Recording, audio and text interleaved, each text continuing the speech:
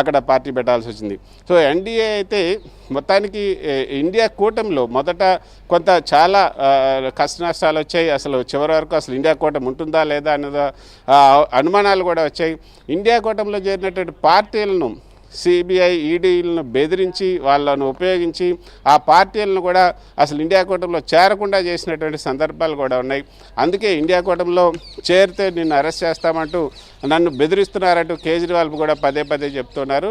కేజ్రీవాల్ని కూడా ఇండియా కూటమి నుంచి బయటకు రావాలని కూడా ఒత్తిడి తీసుకొచ్చినట్టు కూడా తెలిసింది. చివరికి ఆయన కూడా అరెస్ట్ చేయడం జరిగింది. సో మొత్తానికైతే కూటమి పరంగా చూసుకుంటే ఇండియా కూటమి మొదట్లో కొంత స్ట్రాంగ్గా కనిపించినప్పటికీ కూడా ఎన్డీఏ కూటమి ఎక్కువ స్ట్రాంగ్గా ఉందనే చెప్పచ్చు. తర్వాత ఇందాక మీరు చెప్పినట్లుగా ఇంకా మేనిఫెస్టో చూసుకుంటే ఇండియా కూటమి మేనిఫెస్టోలో ప్రధానంగా కాంగ్రెస్ మేనిఫెస్టో చాలా క్లియర్గా ఉంది, చాలా గతం కన్నా భిన్నంగా ఉంది.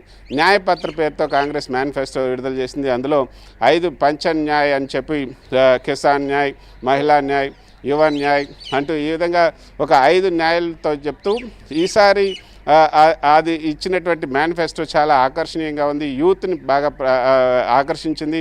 ఉద్యోగ కల్పనకి ఏ విధంగా మేము చేస్తామని కూడా అందులో చెప్పడం జరిగింది. ముఖ్యంగా రిజర్వేషన్ ఇష్యూ అంటే ఇప్పుడున్నటువంటి 50% క్యాప్ ఏదైతే ఉందో రిజర్వేషన్ పైన, ఆ రిజర్వేషన్ క్యాప్ని మేము ఎత్తేస్తాం, ఆ పరిమితిని పెంచి మళ్ళీ జనగణన చేసి ఈ జనగణనలో ఏ కులానికైతే ఎంత అంటే దామాషా పద్ధతిలో ఈ రిజర్వేషన్ ఉంటుంది అని కూడా అందులో చెప్పడం జరిగింది.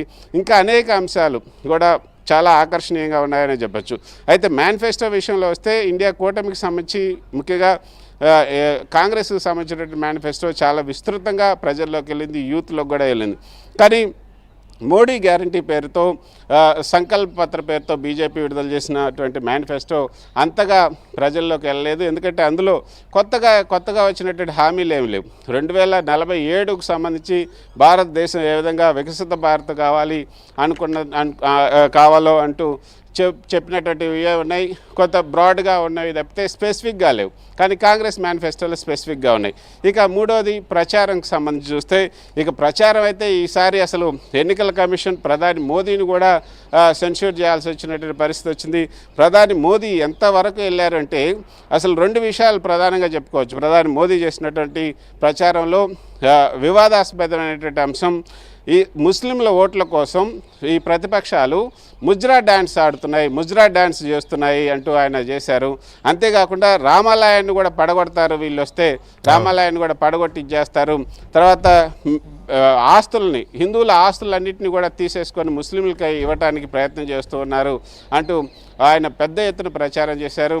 తర్వాత ఇంకొక విషయం అసలు గతంలో అంటే ఇవన్నీ కూడా చేశారు. కానీ కాంగ్రెస్ పార్టీకి ఈసారి కలిసి వచ్చినటువంటి అంశాలు చాలా ఉన్నాయి.